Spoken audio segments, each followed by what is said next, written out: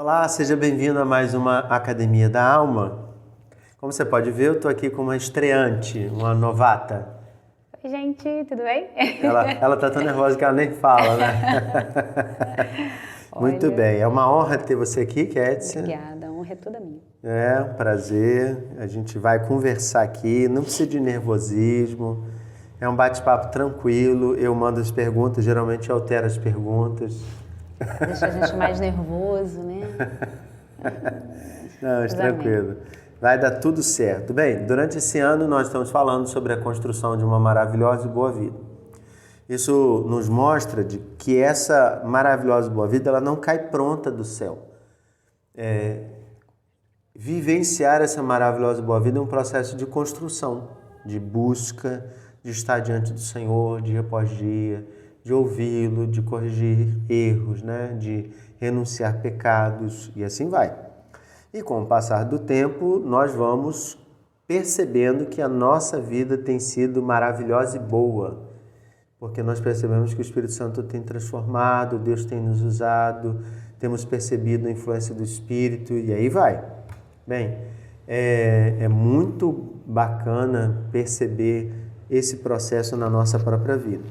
O livro A Maravilhosa e Boa Vida, do James Bryan Smith, da onde retiramos as ideias, não os temas, né? Ele está baseado no Sermão do Monte, por isso que nós vimos aqui em muitos textos as ideias que entrelaçam o Sermão do Monte e hoje vai ser mais uma vez, né? Então nós vimos aqui numa batida de falar sobre a vaidade. Parece simples, tema comum, mas não é. A gente tentou escavar um pouquinho mais para perceber coisas mais profundas sobre a vaidade. Espero que você tenha aprendido e crescido, né? Falamos sobre sintomas, armadilhas e tantas outras coisas. E hoje nós entramos numa outra linha muito perigosa e que nos seduz em vários momentos. Na nossa cidade, então, ela está aí piscando em todos os cantos, que é a avareza. Você pode procurar agora no Google o significado de avareza e já vai dar lá amor ao dinheiro ou algo assim. Aí você vai dizer de cara, eu não tenho amor ao dinheiro. Mas eu queria que você pensasse em você entrando num shopping bem bacana agora. Um shopping do Rio de Janeiro, um shopping bem bacana. E você tendo a oportunidade de comprar coisas caras, bonitas, boas, sem nenhuma dificuldade financeira. Responda para si mesmo, é ou não é atrativo? Estou dizendo esbanjar, não. Estou dizendo jogar fora, rasgar dinheiro. Estou dizendo de você poder sentar, por exemplo, no restaurante que você quiser. Poder comer o que quiser, né? Poder comer o que quiser, pagar a conta que quiser. Você vai comprar uma mochila para o seu filho, você não vai comprar a mais barata, você pode comprar uma. Eu vi, no Rio de Janeiro tem um shopping chamado Village Mall, que é classe A mais ao quadrado. E quando eu entrei, né, eu fui lá algumas vezes, porque lá embaixo tinha um teatro. Eu também só fui no teatro. Mas eu passei no shopping, Eu né? passei também. Nunca tinha visto uma loja da Prada, poxa. Tem lá uma loja da Prada e eu fiquei, uau. Mas... Eu sei que quando eu saí do estacionamento, eu senti uma loja e vi uma mochila, a mochila custava 10 mil, né? Eu falei, gente, pra que é uma mochila de 10 mil? O que essa mochila faz? Será que ela anda sozinha? Será que ela não bota nem nas costas? Na frente, né? Ela me carrega em vez de eu... Seria bom, seria bom. Eu lembro que eu vi um relógio mais caro que meu carro. E é interessante, né? Como esse mundo é atrativo, como esse mundo é tentador. Sim. Quem gostaria de morar num condomínio que tivesse mais estrutura, segurança, uma estrutura, né? Piscina, segurança. Então é só para mostrar que às vezes a gente já pode fechar a porta dizendo que eu não sou avarento, que eu não amo dinheiro, mas o dinheiro ele tem muitas formas de nos seduzir, de chegar até nós e dizer que ele é bonito, ele é atraente. E às vezes a gente talvez esteja apaixonado, flertando com ele, está negando aí. Então é uma questão importante. O texto que nós vamos ler hoje é Mateus 6:24, um versículo só, direto.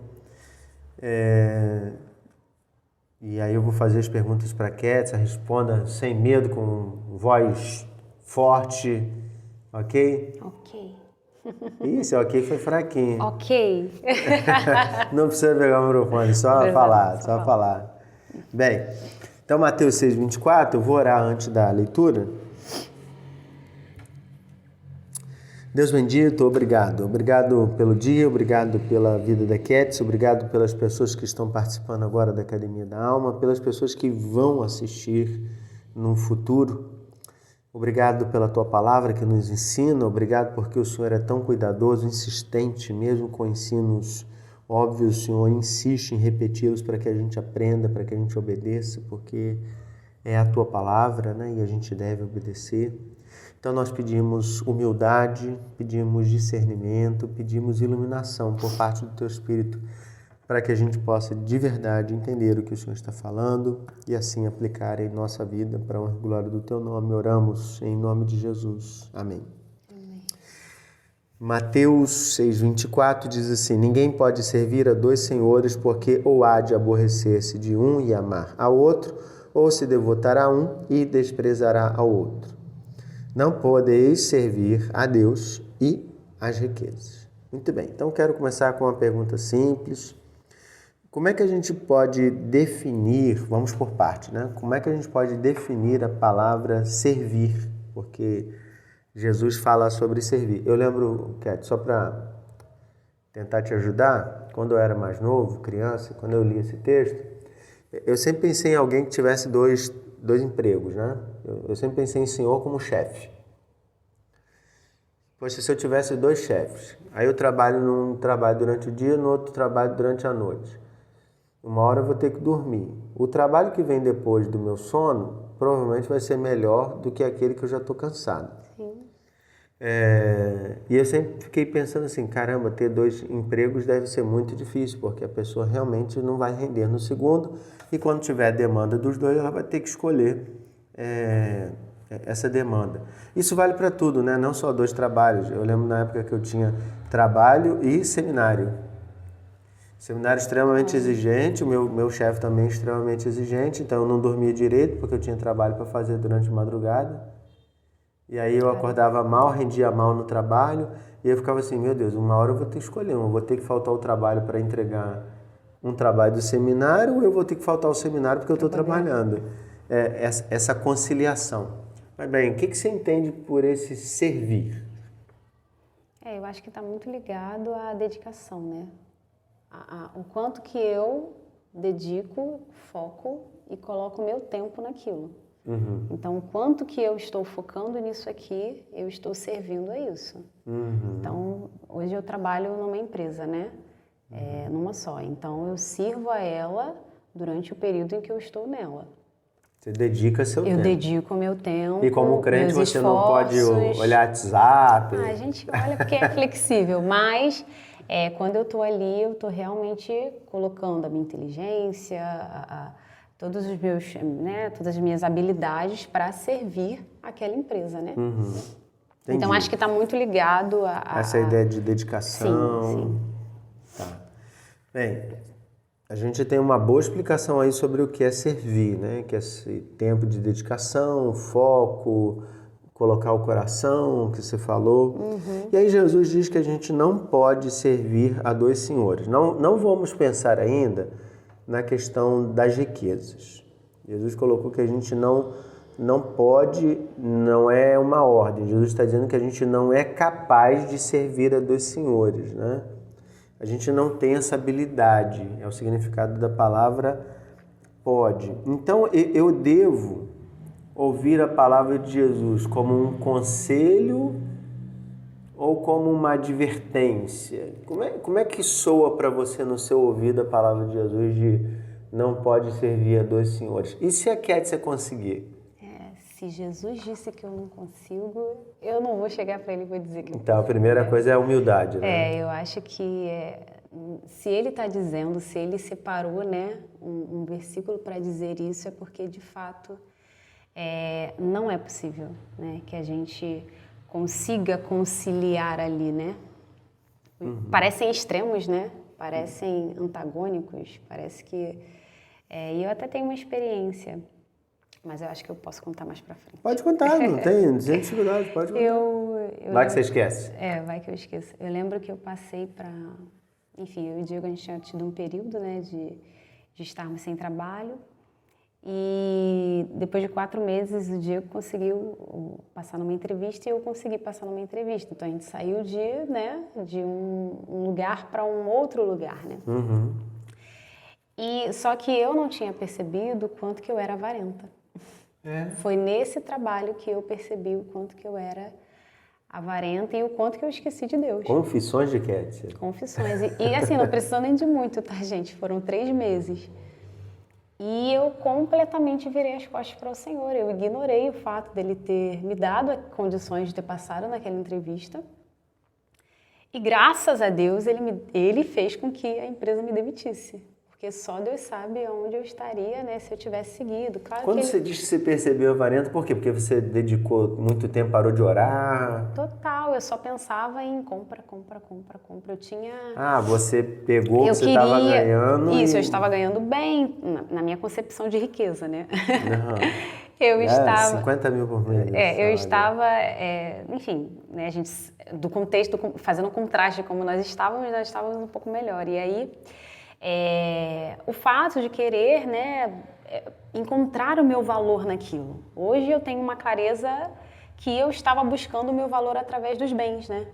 Então eu tentava comprar as coisas para de alguma forma suprir uma falta e perseguindo mesmo, sabe? Uhum. Até que veio a resposta carinhosa do Senhor, que foi a demissão. E ali eu não tinha entendido ainda, demorei ainda um pouco, né, para entender o que estava acontecendo. E com o passar do tempo fui percebendo o quanto que meu coração tinha se desviado. O quanto que foi muito rápido. Então não dá para eu olhar para o que Jesus falou e eu posso. Não, eu não tenho como. Então você realmente se desviou com essa questão de compra, mas não foi só isso, a sua vida devocional também, água abaixo. Difícil, muito difícil. Porque foi uma forma, na verdade, de mostrar aquilo que já estava oculto, né? Uhum. A minha passagem nesse lugar foi pura e simplesmente para revelar o meu coração. Coisas que eu não sabia, ou que eu não tinha me dado conta ainda, ou quanto que não era tão latente, talvez, né? Ou tão forte, né? E aí foi preciso eu passar por esse lugar para eu perceber o quanto que eu estava apegada àquilo, mas não era simplesmente um apego porque eu gostava de gastar dinheiro, não, porque eu achava que ter coisas era ali eu tinha o meu valor. O fato de eu comprar coisas, o fato de eu estar ganhando bem, na minha percepção, né?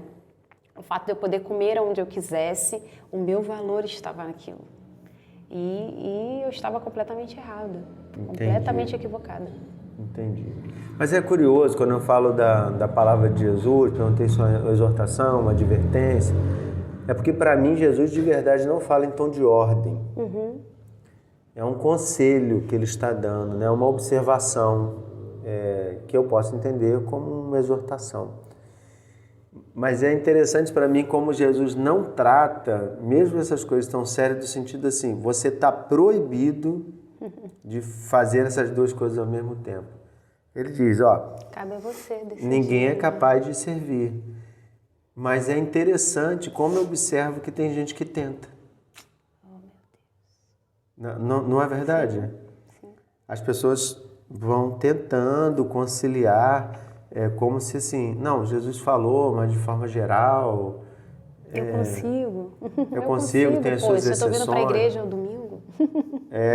Então as pessoas fazem uma releitura Sim. das palavras de Jesus. Mas vamos lá, vamos seguindo. Uhum. Logo em seguida, Jesus deixa claro que o Senhor, né, dos senhores que ele está se referindo, são as riquezas. Então a perguntinha não são as riquezas que deveriam nos servir? Ou seja, a pessoa que fica rico era para usufruir da sua riqueza. Mas na palavra de Jesus parece que nós é que servimos a riqueza, uma inversão, uma loucura, né? Mas como é isso? Como é servir a riqueza ao invés de ser servido pela riqueza? O que você acha? Eu penso sempre no conceito de mordomia, né? Na teologia tem isso, né? Deus nos fez mordomos de toda a criação, né? Não para que de alguma forma a gente use elas para substituir o lugar de Deus. Então, se nós temos o Senhor preenchendo o trono do nosso coração, nós serviremos aos outros com aquilo que Ele nos dá, independente daquilo que vem à mão. E aí, como está ligado à riqueza, né? Como nós deveríamos servir? É essa a pergunta? Não seriam as riquezas que deveriam nos servir? Né? É ela que deve nos servir. É nós usarmos a riqueza para abençoar o outro, para expandir o reino de diversas formas, né? Trabalhos missionários, enfim, em diversas áreas, né? Como passamos a servir as riquezas, né? Eu acho que é quando a gente persegue elas com um fim em si mesmo. Quando você começa a perseguir, eu quero ter dinheiro. Mas por que você quer ter dinheiro? Para reter? Para só mostrar para o outro que você tem? E aí eu vou mais fundo, né? Por que você tem uma necessidade de mostrar para o outro que você tem? O seu valor está nisso? Então você não teve um encontro com o Senhor. Porque quando a gente tem um encontro com Cristo, Ele é o bastante, Ele preenche qualquer coisa. Pelo menos não nessa área a pessoa não teve E você não né? sente falta de nada mesmo. Então, eu acho que eu ia pular para a próxima pergunta, né? Então, como seria isso, né? O Senhor, Ele não abomina a ideia de nós termos riqueza. A grande questão é a riqueza no coração errado, né? No coração que não tem a motivação certa. Entendi. Eu acho que, só para complementar o que você está falando, como é que a gente passa a servir as riquezas? Sabe uma coisa que me veio à mente? É porque a riqueza não é uma coisa fácil de se manter. Porque, por exemplo, eu não sei se as pessoas sabem, mas se você tivesse 10 milhões de reais, você não pode deixar isso numa conta. Porque no Brasil existe uma lei chamada Fundo Garantidor de Crédito. Você sabia disso? Acho que... Isso. Imagine que o banco faliu. Seu dinheiro está todo no banco marrom. O banco marrom faliu. Meu Deus, cadê minha riqueza? Então, existe um fundo garantidor de crédito, que é um órgão do governo, que ele vai pegar lá e ele vai reembolsar as pessoas, mas até esse determinado valor. Eu acho que é 250 mil reais. Então, o que é 250 mil reais para quem tinha 10 milhões? Então, o cara que tem 10 milhões e ele é muito rico, imagina que ele quer multiplicar isso para 11, para 12, para 13 e ele também não quer ter perda. Então, ele vai procurar coisas que vão não só multiplicar, mas que vão dar maior rentabilidade, que vão tornar, tem um termozinho na economia, liquidez, né? Aquela coisa rápida de precisar, porque eu tenho um monte de imóvel, mas se você ficar doente e precisar vender, meses para você ter aquele dinheiro. Então eu acho que as pessoas passam a servir a riqueza porque as riquezas demandam muito tempo de atenção. É um Deus que te pede a alma, né? Elas são tempo, exigentes. A vida, Elas são exigentes. Se você não ficar olhando para elas somem. Sim. Alguém pode entrar lá, um hacker, invadir sua conta. Sim. Tirar o dinheiro. Tanta coisa pode acontecer. Tanta coisa pode acontecer. Então, você tem muito medo de perder aquela riqueza, né? Porque como é que você vai sair de rico para pobre? Imagina você tira um extrato hoje, tem 10 milhões, mas você tira o extrato, tem R$1. Não, e quase sempre quem é rico, né, tem na riqueza a sua segurança. Não adianta. Na época da pandemia, eu soube de casos, inclusive foi muito perto, né? Foi de colegas da Rosinha no trabalho, não vou falar aqui o nome, nem vou mencionar o nome da empresa, embora algumas pessoas saibam onde a Rosinha trabalha. Na época da pandemia, ele cometeu suicídio pela ideia de pobreza, de não ter pôs a sua esperança, segurança no dinheiro, né? E outra coisa, mal tinha começado a pandemia, foi só o início, né? Só o medo fez com que se desesperasse. Então, esse é de verdade um assunto real. Muito presente, né? É. Mas aí vamos trazer para nós, Kétia, como é que o cristão, assim, o que o cristão deve estar atento com relação a essa riqueza? Quando é que a riqueza começa a ser para nós um senhor a quem a gente está servindo? Quais são os detalhes? Tem algum sintoma que a gente pode analisar? Você sabe que todas as vezes que eu fico pensando nisso, tem uma parte do livro do Peter Escaseiro, né, que ele fala que são as tentações, né? Ele usa muito a figura da tentação de Jesus e ele traz as tentações que o cristão ele sofre, né? Que é você ser determinado por aquilo que as pessoas dizem de você, por aquilo que você tem. E tem um outro que eu não lembro. São 3, mas o que mais me captura é você ser determinado por aquilo que você tem. Porque o problema da pessoa que ela acha que ela é o que ela tem, ela também vai fazer isso com o outro. E o problema de a gente trazer isso para a comunidade é que a gente começa a lidar por conveniência. Então, se eu tenho uma pessoa que ela tem uma condição física muito favorável, ela tem posses, ela é rica, mas ela não tem um coração voltado para o Senhor, ou seja, ela assimilou a riqueza. E a riqueza que serve ela, né? Isso. Então, ela olha todo mundo por esse prisma. Então, ela tem um olhar altivo, ela se vê melhor e ela sempre vai procurar as pessoas que na cabeça dela são melhores. Então, dificilmente ela vai lidar com pessoas mais humildes. E isso é completamente fora, averso ao evangelho, né? E à comunidade. Entendi. Então, penso que nós precisamos cavar e entender por que nós queremos o que queremos, né? Por que estamos desejando isso? O Senhor não abomina que tenhamos dinheiro, obviamente que não. Mas é só para reter? Você está buscando o seu valor nisso? Você está tentando de alguma forma responder a alguém, a algo externo mesmo, né? Está tentando provar algo a alguém.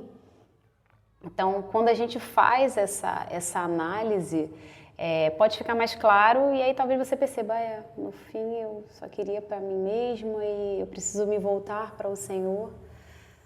Tem uma outra situação que eu também estou pensando, né? Eu estou pensando aqui nas portas para a gente ficar muito atento. Eu fico muito preocupado quando a gente diz assim, não, eu não tenho problema com dinheiro. Beleza. Você não tem problema com dinheiro. Eu acredito. Eu não estou duvidando que você não tem. Mas existe uma porta. Que porta é essa para mim? É quando o amor a Deus, ele não é maior que tudo. Isso. Eu acho que é uma porta grande. E a pessoa, ela não percebe que há vulnerabilidade na parte dela. Mas ela não está só vulnerável à riqueza, né? A gente está falando aqui da riqueza porque é a ideia de hoje. Mas ela está vulnerável a tudo. A sexualidade, a vaidade, tá vulnerável. Então, você, crente, que está ouvindo a gente, e nesse momento eu pergunto para você, no seu coração, Deus é maior que tudo? Você ama a Deus mais do que ama qualquer coisa? Se você titubeia, né, do verbo titubear, do verbo balançar, fica balançado e você não sabe, eu acho que é uma porta aberta. Uma porta aberta para qualquer outra questão, Sim. Inclusive as riquezas, né? Sim. Para ocupar o coração, certo? Totalmente. E é interessante que quando você realmente encontra o verdadeiro tesouro, Cristo, quando você tem um encontro genuíno com Ele, eu até me emociono mesmo, porque se a gente colocar numa balança toda a riqueza do mundo e colocar Cristo na outra, Ele é maior. O problema é que quando a pessoa ela não tem esse encontro, ela não percebe o valor de Cristo. E aí por isso que ela vai procurando em outras fontes, em outros lugares, o tempo, mas Ele está aqui e Ele é o maior tesouro. E aí assim, eu tenho experimentado, de fato, né, desse tesouro, dessa riqueza, e aquilo que ele tem me dado hoje não preenche o meu coração porque está preenchido por ele. Então aquilo que ele me dá de fato me serve, né? No sentido de, puxa, que bom que serve o Senhor... a ele, inclusive. Isso, eu entrego o tempo todo para ele. Eu vou só fazer um parênteses aqui, né? Há uma semana atrás, eu instalei as cortinas lá em casa, né? E assim, sempre foi um sonho para mim. E quando elas chegaram e tal, o pessoal foi lá, e o Diego também estava em casa. Depois, quando eu finalizei, eu comecei a agradecer ao Senhor. Porque eu falei, Senhor, o Senhor não me deve nada. O Senhor não me deve nada, o Senhor já me deu tudo, que é Cristo. E ter Deus como Pai. E aí, quando eu olho aquilo, eu fico, Pai, o Senhor ainda me deu condições de decorar a casa do jeito que eu quero. Então, assim, isso não vai preencher meu coração. Ele pode me colocar assim, eu vou perseguir continuar com esse coração. Mas não preenche, porque Ele está aqui. E Ele é mais precioso para mim. E Ele tem sido, de fato, bem mais precioso para mim. E claro, né, que a tentação ela vem, ela pode vir, mas aí eu tenho que correr para Ele, na fonte, e buscar nele. Senhor, continue sendo aquele que preenche a minha alma, aquele que é tudo. E tudo se torna secundário, se torna até sem graça. Eu fico, gente, para que eu preciso de dinheiro? Eu não preciso. É uma mudança radical, né? Eu não preciso de nada. De verdade, eu não falo isso para impressionar ou para impactar as pessoas. Hoje eu não sinto falta de nada. E Ele tem me dado tudo assim. Pai, o Senhor não precisa me dar isso, o Senhor já me deu Cristo. E é o bastante. Já é o bastante, mas Ele é um bom Pai. E Ele vai dando esses presentinhos e eu fico, olha, radiante. Legal. Uma experiência boa. Sim. Experiência boa. Bem, continuando no texto, a gente já falou do servir, que não pode, né? E aí Jesus entra no há de aborrecer-se de um e amar o outro. Eu quero pegar esse contraponto. Jesus coloca conceitos que são sentimentos que são opostos, né? Amor e ódio. Mas só que a pergunta é, como é que isso vai se aplicar a nós? Um cristão pode ser rico, ele não corre o risco de...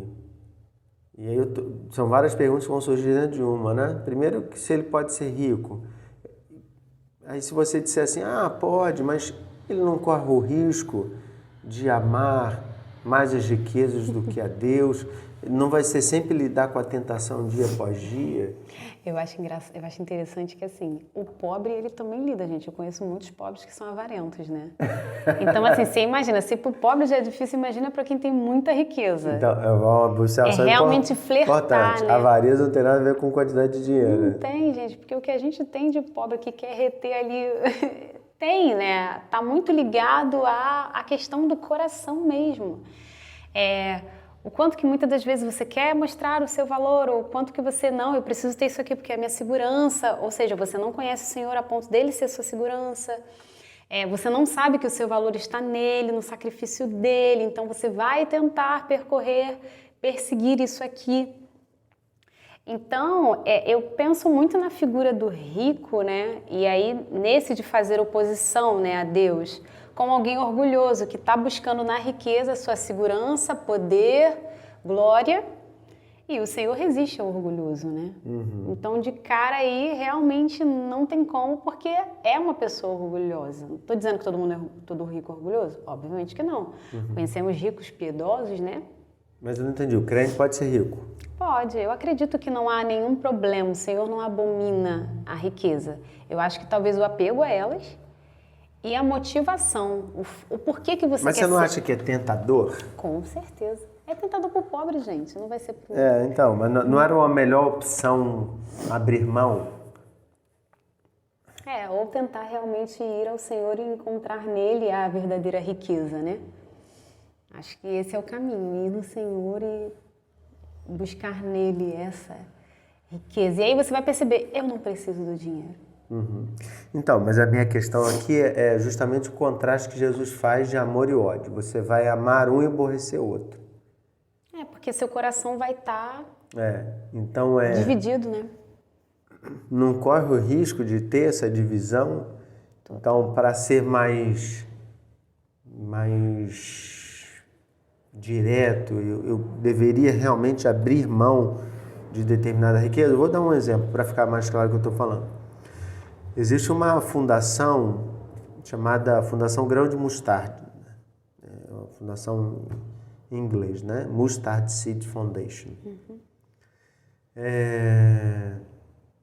E essa fundação ela é de uma família muito rica, muito rica. Eu não consigo nem contabilizar a riqueza. Eles decidiram viver só com parte de tudo que eles têm. Uma pequena parte. E ninguém na família deles era pobre. E a outra... gente vê, né? Só para você entender o tamanho da riqueza. E a outra parte maior, eles decidiram criar essa fundação, o dinheiro está todo lá, tem uma estrutura mundial, então tem o presidente mundial, tem os presidentes continentais, porque são milhares e milhares de projetos espalhados pelo mundo todo, para abençoar as pessoas. Então eu vejo assim, eles decidiram viver não com tudo, Com o suficiente. com o suficiente. Um padrão muito elevado, né? Comparando com o nosso padrão, Sim. Junto multiplicado por 1.500. Total. Mas eles decidiram intencionalmente pegar a maior parte da riqueza e destinar a um projeto. É isso que eu estou falando. Ah, sim. Eu penso que se você vai à fonte, certamente o Senhor vai fazer com que o seu coração, né, se alinhe ao dele. Então, de alguma forma, você vai ser uma pessoa desprendida. De alguma forma, você vai entender que aquilo que ele te deu é para servir ao outro.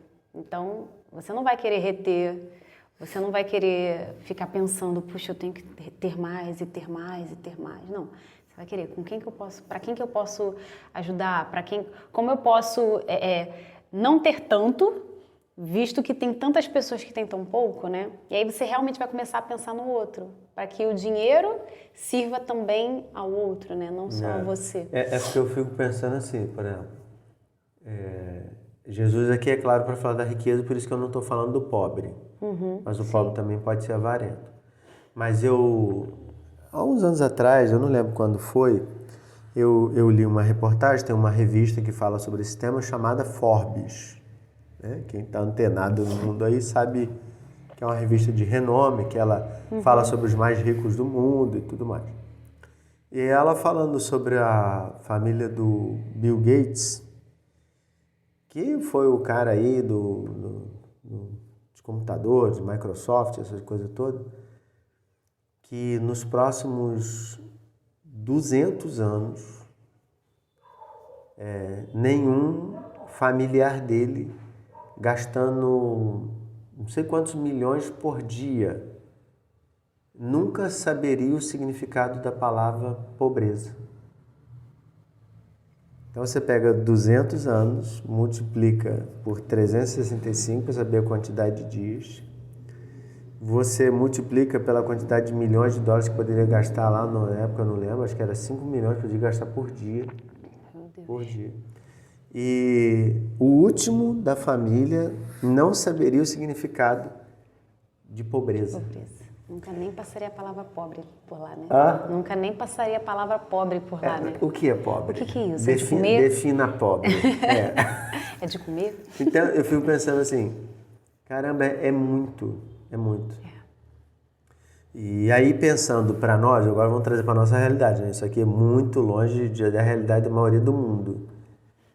Será que nós não deveríamos intencionalmente abrir mão de algumas riquezas com o intuito de mostrar que nós não estamos servindo a elas, mas ela que nos serve? Sim, acho que é uma atitude coerente, né? E condizente com o Evangelho. É a mesma questão de, por exemplo, às vezes você tem uma qualidade de vida, mas e você já mora num lugar que te serve bem, próximo. Ah, não, mas... E aí entra a questão da satisfação, né? Se você não está satisfeito naquilo, você vai ficar sempre querendo mais. E aí, mas eu não estou satisfeita, aí eu vou ficar mirando no outro. E aí você pensa que vai demandar mais tempo, e aí você pensa que você vai demandar mais energia. E as coisas mais importantes e principais vão sendo deixadas de lado.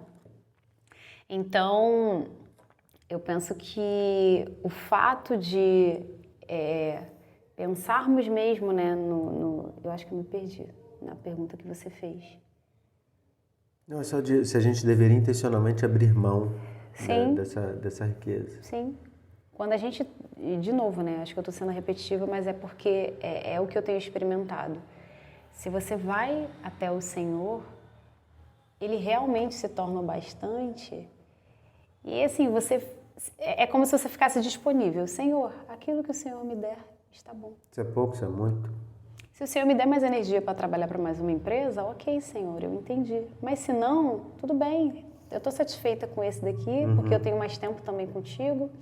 Então, eu não vou ficar tentando perseguir isso, né, como um fim em si mesmo. Porque eu estou satisfeita nele. Respondi? Respondeu. Bem, a questão é que Jesus é muito claro, né, de dizer que nessa dificuldade, ou nós vamos amar um e abandonar o outro, ou nós vamos desprezar um e cuidar do outro, né? Eu acho que a gente só precisa ter essa clareza de que não é uma balança que eu tenho que equilibrar. Se o Senhor não for claramente o meu maior amor, qualquer outra coisa vai ser sedutor, vai tomar esse lugar de Deus, né? Essa é uma questão. Que já é natural de nós. É natural. Tomar esse lugar, né, do Senhor. Então, a gente precisa realmente ser intencional em tirar essas coisas que podem nos seduzir a tomar o Senhor do trono do nosso coração. Bem, aí caminhando para o fim do texto, Jesus diz que não podeis servir a Deus e as riquezas. Mas é bem interessante que a palavra riquezas aqui no grego, ela é mamon. Mamon. E é interessante porque mamon é uma divindade do mundo antigo, assim adorada pelas riquezas. É curioso perceber que Jesus não usa só a palavra dinheiro. Ele usa a palavra usada para a divindade. E a pergunta que eu queria te fazer é o seguinte: no fundo, nós estamos falando de uma perspectiva social ou nós estamos falando de uma perspectiva espiritual? Por que a gente está falando dessa perspectiva, né? Eu acho que ele iniciou com a ideia social, né, do serviço, mas foi para o espiritual, né? Porque o servir é a ponta do iceberg. Eu estou trabalhando, às vezes eu estou na igreja trabalhando, mas meu coração está endeusando a mim mesma, né? Eu quero fazer para mostrar, eu quero isso, enfim, para mostrar o meu valor, para mostrar o quanto que eu sou boa naquilo. Então, penso que está relacionado ao cunho espiritual, né? De que não podem ter dois deuses no seu coração, né? E aí, como é que a gente, numa espiritualidade saudável, consegue lidar com o dinheiro? Porque existiu muito radicalismo durante a história da humanidade, né? Você tem várias ordens cristãs que fizeram voto de pobreza. Autoflagelo, né? Autossacrifício. Fizeram voto de pobreza, outras... tenho vários amigos que andam com anelzinho de bambu num dos dedos, é uma opção aos pobres. Falam nesse sentido. Então, a pergunta é, como é que a espiritualidade saudável deveria lidar com esse tema? Eu acho que primeiro a pessoa precisa olhar para dentro, perceber a motivação do coração. Por que eu quero o que eu quero? Por que eu estou buscando o que eu estou buscando? Por que eu estou empregando tanto tempo nisso aqui? E aí, à medida que ela caminha para si, e através do Espírito, né, o Senhor vai mostrando a ela, né? Isso eu estou entendendo de pessoas cristãs, né? E aí o Senhor vai trazendo luz, né, àquela questão e ela vai percebendo se de fato essa motivação é para glorificar o nome do Senhor, para abençoar outros, ou é simplesmente porque ela quer reter, ela quer ser melhor do que os outros, ela quer controlar muitas vezes ou manipular, ou às vezes ela quer ser popular, né? A riqueza gera muita popularidade, então às vezes ela quer ter pessoas ao seu entorno, O ser homem rico tem adorada, muitos né? amigos, né? Ser adorada, né? Então, eu acho que o cerne é olhar para dentro. É ter esse momento com o Senhor. E aí você vai precisar de tempo para isso. Então, se você estiver perseguindo riqueza, talvez você não tenha tanto tempo para vasculhar o coração, né? Então... E aí você pode fingir que está vasculhando o coração. E, na verdade, você só está se enganando. Isso, só está se enganando, não se sendo sincera nem com você, nem com Nem Deus. com Deus, como se pudesse ser, né? E aí Falso com Ele. tá buscando a riqueza, tá mentindo e vida que segue. E é perceptível também, né? A gente consegue, com o discernimento do Espírito, a gente consegue perceber, né? Quando muitas das vezes a pessoa está perseguindo aquilo porque ela realmente acredita que o valor dela está naquilo e muitas das vezes, dependendo das atitudes que ela tomar, de que ela se vê melhor, né? Pelos outros, ou mais abençoada, né? A gente tem a teologia da prosperidade, que acaba fomentando muito isso e que contamina a igreja, né? De que não há sofrimento e Deus está com você à medida que você é abençoado e quando não, opa, você fez algo de errado, então isso também, né? Então você tem a sociedade que já fomenta isso, você tem a teologia da prosperidade, então a gente está aqui tentando de alguma forma, realmente, se a gente não buscar no Senhor, esse valor, né?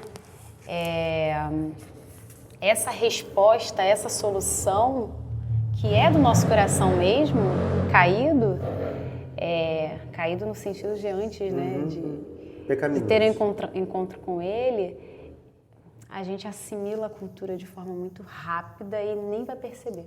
Entendi. A não ser que alguém chegue, cara, eu acho que esse pensamento não é coerente com a palavra, né? Não é coerente com o Evangelho de Jesus. E ainda assim essa pessoa certamente vai ter muita dificuldade de certamente, de porque ouvir. tem a questão do orgulho, né? É a resistência, né? Sim.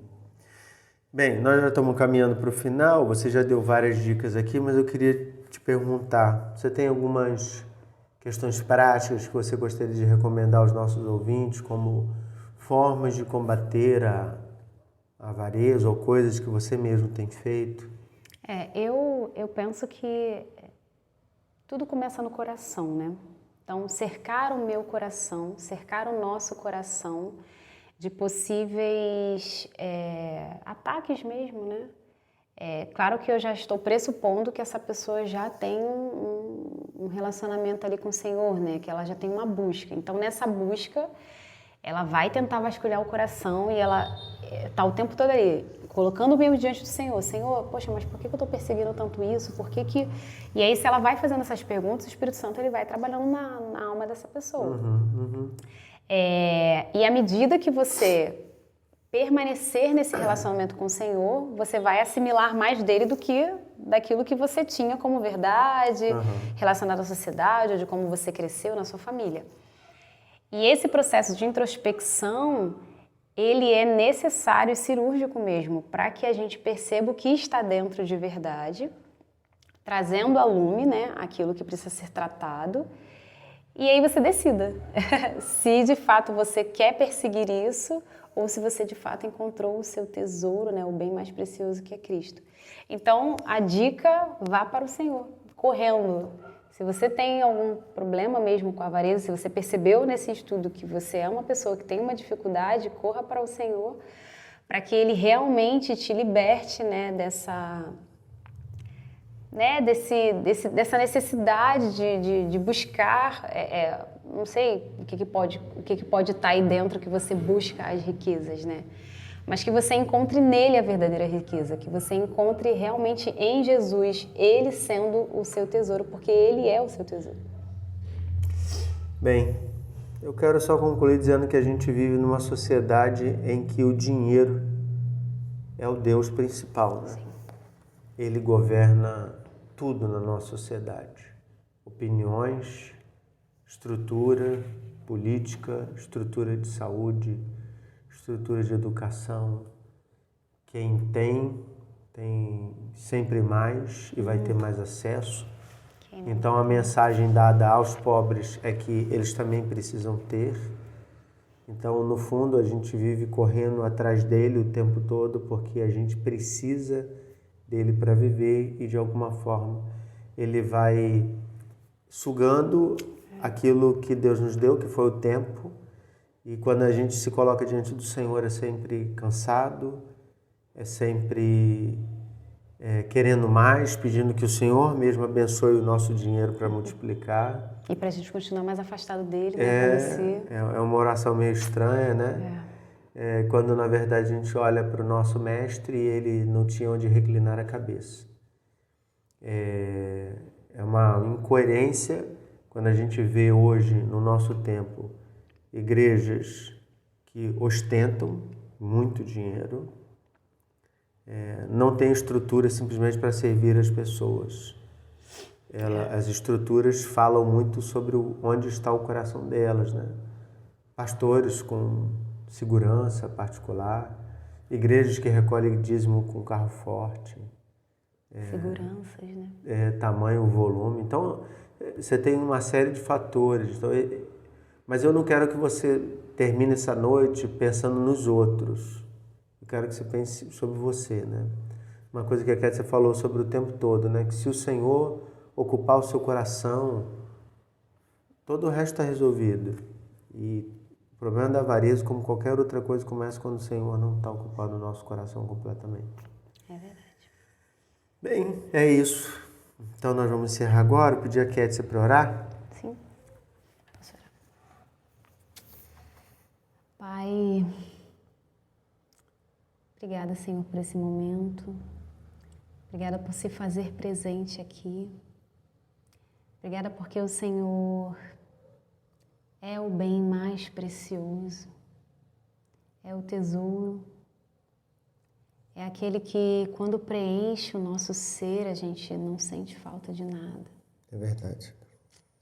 Ah, Pai, que os meus irmãos que estão ouvindo, eles percebam, Senhor, que precisam de Ti, que é essa fonte que não esgota, que preenche tudo e que, de fato, as outras coisas se tornam tão secundárias, se tornam tão nada, porque tu se torna, né, pra gente o nosso tesouro.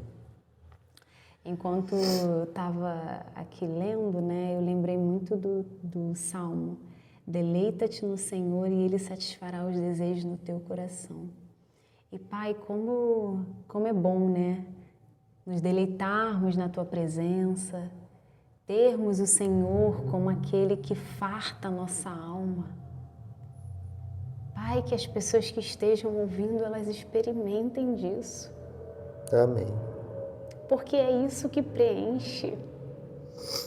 Qualquer coisa que por nossas mãos a gente tentar, a gente vai se cansar, a gente vai até desistir, a gente vai ter desesperança e não vai preencher no final. A gente está fazendo trabalho de tolo no final. Mas quando a gente vai para Cristo, que é a fonte, o nosso Senhor, e a gente pode te chamar de Pai, e a gente pode te chamar de Pai. Aí, Senhor, parece que o Senhor libera as bênçãos para a gente, mas o Senhor é o nosso tesouro, então nada substitui, nada preenche tão bem quanto o Senhor. Então, Pai, minha oração é que, de fato, os meus irmãos, eles experimentem, Senhor, experimentem de Ti, vão até a Tua palavra, que eles percebam, Senhor, que o Senhor quer nutri-los de Ti mesmo. Amém. A ponto deles realmente dizerem: eu não preciso de riquezas, eu não preciso de dinheiro. Que eles realmente experimentem isso, Pai. E aí então eles vão perceber que eu não sinto falta de mais nada. Ele é o bastante. Nos ajude, Senhor, com as tentações do mundo, porque elas são muitas. Elas estão ao nosso redor, elas estão nas conversas, nas rodas, elas, de certa forma, elas vão até o nosso encontro, muitas das vezes até gerando dúvidas em nosso coração. Muitos irmãos podem achar que passam por sofrimento, é que o Senhor às vezes não olha para eles, mas não é isso que a tua palavra diz. Que a gente fique com o Deus que Jesus se revelou, né? Que revelou. Que a gente fique com o Deus que Jesus conhece. Pai, que esse mesmo deleite que temos experimentado, que seja ampliado e passado aos meus irmãos, Pai. E que eles sirvam apenas a Ti, que é o melhor Deus, que não nos pede muita coisa, senão o nosso coração. Então que a gente dê a Ele, dê ao Senhor o nosso coração. Em nome de Jesus, amém. Amém. Bem, até a próxima Academia da Alma. Deus te Tchau. abençoe. Boa noite.